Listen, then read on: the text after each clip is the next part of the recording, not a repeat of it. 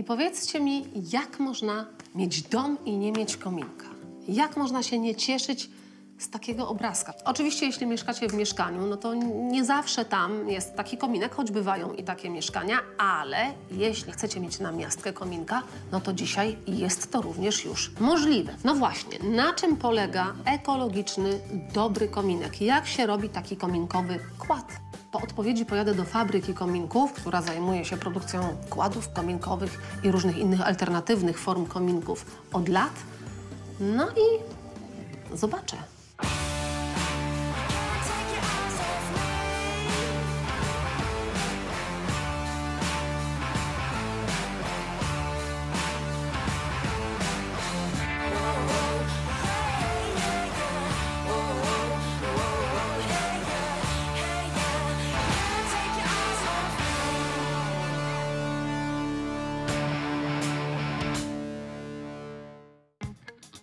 Ania wybrała się do fabryki we Wsoli pod Radomiem, która produkuje najwięcej kominków w Polsce. Dzień dobry. Dzień dobry. Dzień dobry. Bartosz, witam. Bardzo mi miło. Ania, no przyjechałam obejrzeć te wasze kominki. Dużo się pozmieniało w tych wkładach kominkowych, bo ja mam taki dość stary model i patrzę i się w zasadzie zastanawiam w panice, czy ja nie powinnam czegoś zmieniać u siebie. Ten też piękny, tradycyjny. Dokładnie tradycyjny, ale to nie jest jedyny typ kominka tradycyjnego, jaki mamy do zaoferowania. Kominki tradycyjne to po prostu kominki opalane drewnem. Ze względu na materiał, z którego są wykonane, możemy je podzielić na dwie główne grupy. Kominki żeliwne i kominki stalowe. Jest szansa, żebym zobaczyła, jak one powstają? Pewnie, chodźmy. Dziękuję. Zacznijmy od kominków stalowych. Taki kominek składa się z komory spalania, dolotu powietrza, wylotu spalin, oszklonych drzwiczek, wyłożenia szamotowego. No tutaj zaczynamy pierwszy etap w ogóle prac związanych z produkcją kominków stalowych. Czyli jedzie blacha na przystawach. Potem z tej blachy powstaną elementy, poszczególne elementy kominka, a powstaną dlatego, że maszyna wypali je laserem. Czyli są arkusze, które laser wycina. Dokładnie. Można zajrzeć? Pewnie, że tak. A, no to ja chcę zobaczyć. Laser zapewnia nam bardzo dużą dokładność rzędu 3000 mm oraz cięcie blach do grubości 20 mm. Tu się blacha tnie? Tak, tu się. A? O, skubana szybka jest! Bo to jest dosyć mocna maszyna. Jezu! Jezus, jak on precyzyjnie te wzorki wycina. To jest tu to wszystko, tak? Tak, Niesamowite. Żeby laser wiedział, w jakie kształty ma pociąć blachę, projektanci muszą zaprojektować konkretny model kominka. Konstruktor odpowiedzialny za dany projekt przygotowuje rysunki techniczne zawierające rozwinięcia danych elementów. Dalej jest to przekazywane na maszynę numeryczną, która na podstawie tych wytycznych wycina dany element z arkusza blachy. Z jednej blachy jest jeden kominek? Kominek się składa z różnych blach i różne blachy wycinamy do tego kominka. To może ja ci pokażę, co dalej robimy z tymi wyciętymi elementami. No dobrze, Dobrze, to zapraszam. Dziękuję. Dziękuję. Kiedy elementy kominka są już wycięte, trzeba je odpowiednio pozaginać. Znajdujemy się przy prasach krawędziowych, gdzie trafiają wycięte elementy do ukształtowania, czyli potocznie mówiąc do gięcia. A skąd oni mają wiedzieć dokładnie, gdzie zaginać? Pracownicy na podstawie rysunku pewne wartości wpisują w program i na podstawie tych wartości wykonują kolejne gięcia. Precyzja maszyn gwarantuje, że elementy kominka będą do siebie idealnie pasowały. Z daleka to wygląda tak, jakby to nie był program komputerowy, tylko jakbyście wy podsuwali taki arkusz pod tą maszynę i sami doginali to do góry. To tak jest, czy nie? Operator jest przy maszynie tylko i wyłącznie po to, żeby przypilnować elementu, żeby dobrze zagiąć. To wyobrażenie, że my to dźwigamy, to jest tylko takie złudzenie. Ale to jest totalne złudzenie, bo ja weszłam i mówię, Jezu, doginają blachę bardzo precyzyjnie, ale wy ją fizycznie podnosicie do góry, czy nie? Fizycznie tylko ją podtrzymujemy. Aha! Kształt powstaje u nas, a później tylko na poszczególnych etapach ten kominek jest już składany w całość. Teraz do akcji mogą wkroczyć spawacze.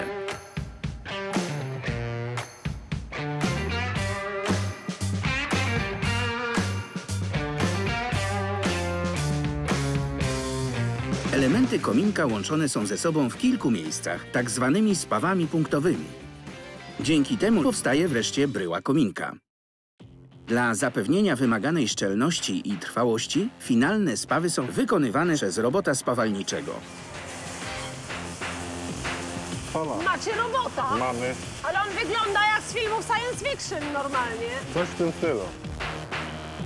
To mamy w tym momencie załączony program Aha. do spawania akurat tego kominka, który jest założony. I na każdy kominek jest przypisany inny program. Super to wygląda, strasznie fajne. No i to ja rozumiem, to są gotowe, fajne wkłady. Dzień dobry, Ania jestem. Sylwester Gliwowski. Dzień dobry. Panie Sylwku, czyli to jest gotowy wkład? Tak, dokładnie. Dość duży. A zanim on będzie taki gotowy, to... Pokażę pani. Stalowe kominki są poddawane procesowi śrutowania. Czemu? Śrutowania. Jak śrutowania? Śrut mi się skojarzy z tym tam, co Ze polował na strzelaniem? dzika, no. Żeby poddać kominek tajemniczej procedurze śrutowania, trzeba umieścić go w specjalnej komorze. A pan tam zostaje? Tak. Jak to pan tam zostaje? No zaraz pani zobaczy. I jedzie. Zaraz pani zobaczy. Tu się nie dzieje, to nie robi tego maszyna? Nie, to jest manualna maszyna. Ja bym się nie dała tam zamknąć za żadne pieniądze, żeby to było jasne. I on tam nie ma powietrza, tam? Teraz nie ma. Teraz ma. Czyli tak, wypada śrut, prawdziwy śrut? Tak, prawdziwy śrut. I on go co, obija, czyści, czy co robi? Obija, czyści z tej powłoki do białego. Ale po co do białego? Żeby farba później miała lepszą przyczepność i mieliśmy lepsze efekty malowania. Czyli to jest taka wstępna obróbka śrutem Dokładnie. kominka, żeby go oczyścić przed malowaniem, po prostu. Jakikolwiek tam zabrudzień i tak dalej. Jak długo to trwa? Od 5 do 10 minut. A dalej? A dalej trafia na malowanie na karuzelę. Na karuzelę? Zanim jednak kominek trafi do malowania, trzeba go jeszcze dokładnie oczyścić sprężonym powietrzem. Zaraz! Dzień dobry. Witam, Mariusz. Gdzie ta karuzela jest? A to jest całe to urządzenie. Ono Aha. służy do malowania. To jest ten wyśrutowany. ten. Dokładnie tak. Aha, No i on dalej będzie się przesuwał na tej tak zwanej karuzeli aha. i tutaj lakiernik będzie go malował. Dzień dobry! Kominki malujemy specjalną farbą kominkową.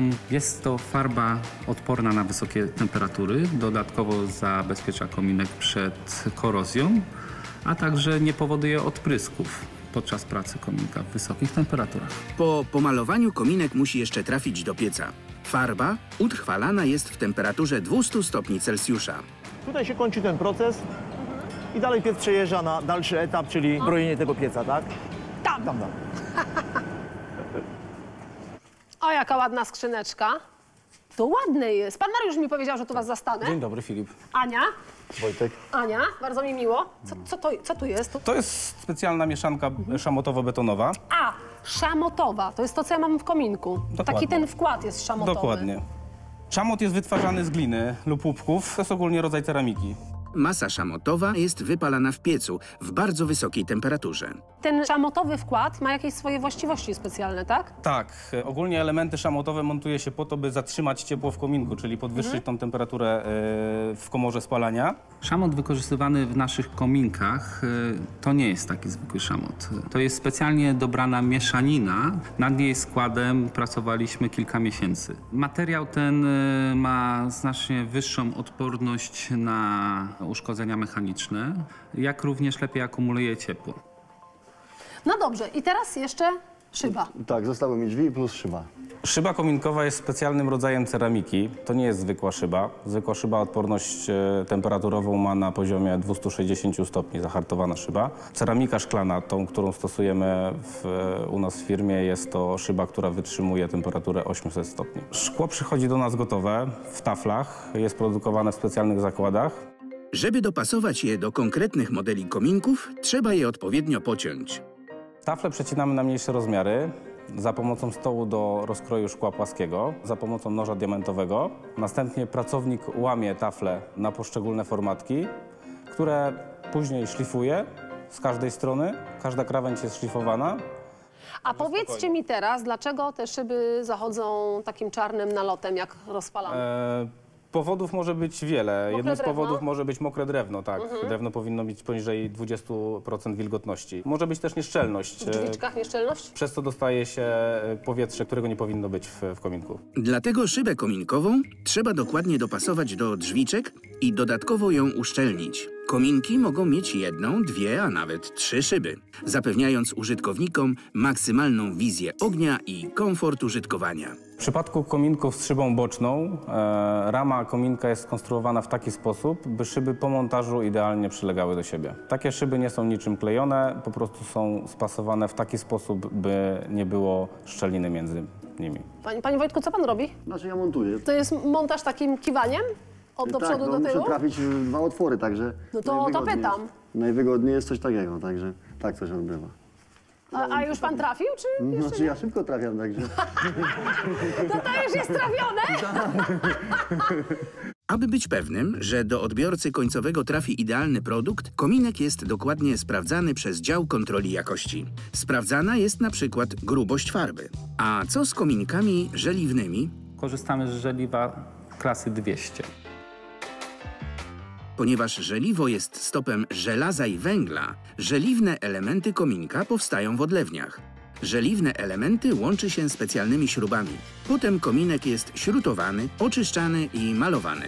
Dlatego w kominku żeliwnym nie montuje się szamotu, przez co taki kominek jest tańszy. Przewaga żeliwa nad stalą jest taka, że jest to materiał, który lepiej akumuluje ciepło, a co za tym idzie, po rozgrzaniu takiego kominka, jego proces stygnięcia przebiega na pewno wolniej w stosunku do kominka stalowego. A jak odpowiednio palić w kominku tradycyjnym? Żeby się tego dowiedzieć, Ania odwiedza laboratorium. Mówiłam, że jak się pali w kominku, to jest po prostu, no to jest zupełnie co innego. A co tu się tak naprawdę dzieje? Dlaczego dzieje się tu coś ważnego?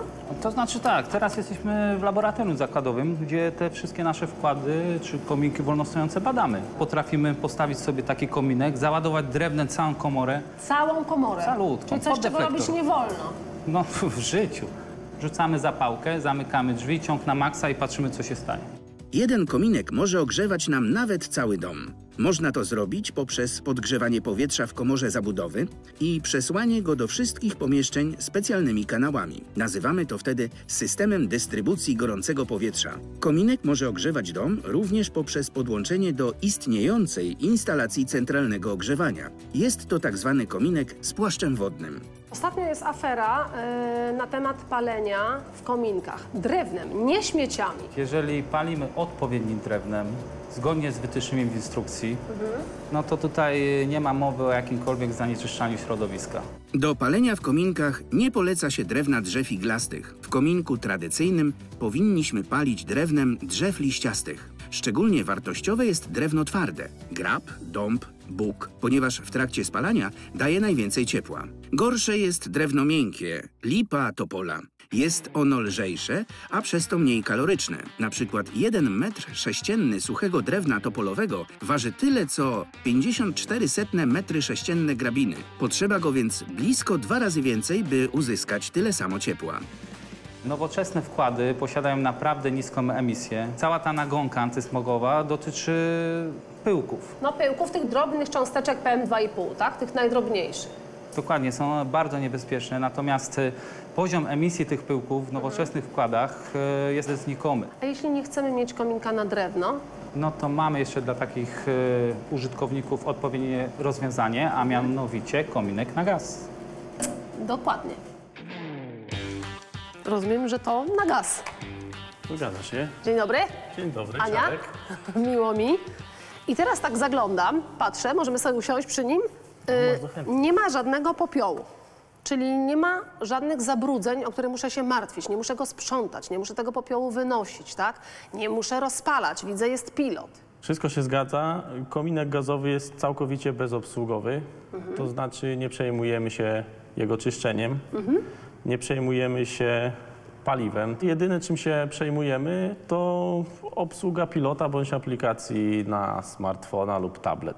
Mogę zobaczyć, jak się taki kominek robi? Jak powstaje taki kominek? Oczywiście. Kominek gazowy składa się z komory głównej, palnika, automatyki sterującej spalaniem oraz szyby.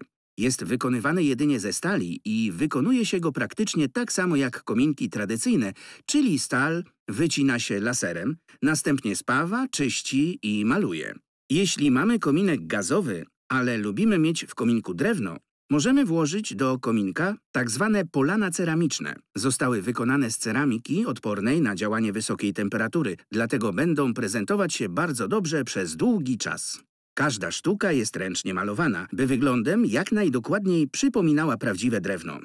Procesy produkcyjne zarówno kominków stalowych na drewno, jak i kominków na gaz są bardzo podobne. Do momentu zakładania instalacji gazowej w kominku gazowym. I to jest właśnie miejsce, w którym ten etap się odbywa. Czyli teraz będzie montowany gaz. Tak jest. Dzień dobry. W zależności od rodzaju gazu, który będzie użyty, trzeba ustawić odpowiednie ciśnienia. Dla zapewnienia maksymalnej szczelności w kominku gazowym nie ma otwieranych drzwiczek. Kominek gazowy możemy zasilać gazem ziemnym lub mieszaniną gazów propan-butan. No ale gdybym chciała taki kominek, to muszę mieć też odprowadzenie, prawda? Tak. No bo jednak jest efekt spalania, tak jak w piecach gazowych. Tak, tego wymaga instalacja kominka na gaz, tak jak w przypadku kominków na drewno. Co to? Detektor gazu. On wykrywa wszelkie nieszczelności na połączeniu. Teraz, jak idzie płomień, tak? Tak. Jeśli byłaby nieszczelność, No. był taki sygnał. Okej. Wewnątrz kominka gazowego znajdują się rurki miedziane, przez które doprowadzany jest gaz. Przewody miedziane są po prostu przyjazne, możemy to tak ująć, przyjazne dla gazu, ze względu na to, że nie ulegają korozji, a również są lekko elastyczne, co pozwala nam poprowadzić te przewody w taki sposób, aby było to później wygodne dla instalatorów. No i co? I teraz szyba. Teraz będziemy gasić piec i zakładać szyby. Szyba montowana jest na stałe. Zdejmuje się ją jedynie podczas przeglądów technicznych, które raz do roku powinna wykonać osoba z uprawnieniami gazowniczymi. A co, jeśli nie mam gazu, a chcę mieć kominek? No jeśli nie ma możliwości zainstalowania kominka na gaz lub kominka na drewno, możemy sobie pozwolić na biokominek, czyli kominek zasilany bioetanolem. Biokominek pozwala na bezdymowe i ekologiczne spalanie biopaliwa. Wkład do biokominka składa się z biowkładki, z dodatkowym zbiornikiem buforowym, wkładu chłonnego, zasuwki, nakładki i uchwytu do jego zamykania.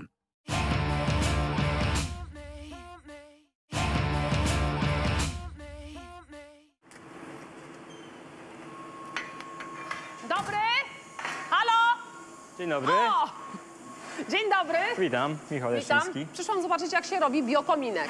Tutaj akurat spawamy biopojemniki do biokominków, główny element. Sprawdzamy szczelność spawów, gdyż musi być do tego wlane biopaliwo. To jest jakiś specjalny materiał? To jest specjalna stal nierdzewna, gdyż musi być odporna na korozję. Pojemnik kominka jest wykonany ze stali nierdzewnej. Poszczególne elementy są wycinane na laserze, po czym przekazywane są na gięcie, wyginane są na prasach, po czym są spawane i pakowane w opakowanie. Czyli to jest ten wkład włożony w obudowę, tak? Tak, to jest podwójna osłona. I teraz to już jest gotowe? Tak. Czyli zawsze musi być podwójna osłona? Cieplna i przed wypłynięciem biopaliwa, gdyż biopaliwo jest łatwopalne. Tu jest największy rozmiar. To jest akurat zewnętrzny pojemnik, w który wchodzi jeszcze właśnie wewnętrzny ze stali nierdzewnej, w którym wlewamy biopaliwo. On ma 93 cm długości. Jakie pomieszczenie taki kominek jest w stanie ogrzać, ten 93 cm? Takie do 25 metrów. Jeden pojemnik. Biokominek oczywiście nie ogrzeje nam pomieszczenia tak jak tradycyjny kominek czy kominek gazowy, ale w jakimś stopniu jednak daje to ciepło, lecz spełnia głównie funkcję ozdobną, estetyczną. O! Piórnik i plastuś. No nie?